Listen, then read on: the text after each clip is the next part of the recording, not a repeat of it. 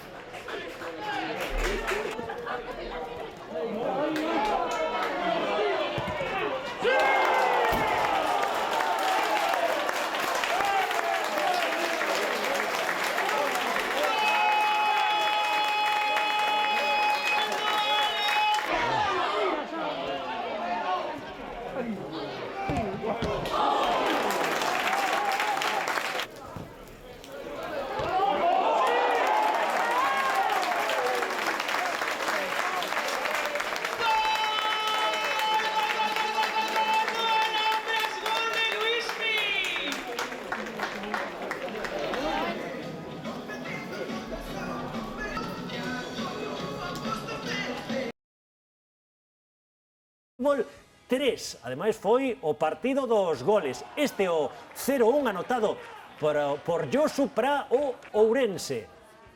Sempre agradecemos moito, pois aínda que a calidade non sexa o mellor, si podemos ter constancia de como foi e como se marcaron os goles neses partidos. O gol do empate anotado por Johnny, minuto 8 do primeiro tempo.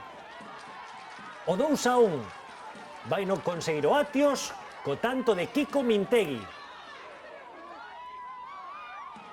Non vemos tan ben o gol, pero que si vemos é como se vive na bancada.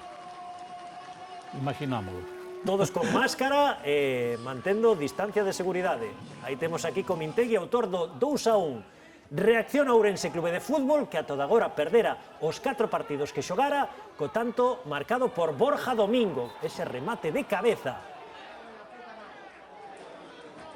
E o 2-1, fixademos parte esquerda das súas pantallas e despois da xogada, aí vai haber un cabezazo. Hai que fixarse moito para velo. O árbitro indica penalti, un penalti que vai a transformar deste xeito Borja Domingo no 2-3, minuto 72. E o definitivo empate a 3 xa no engadido na última acción do partido, anotado por Johnny.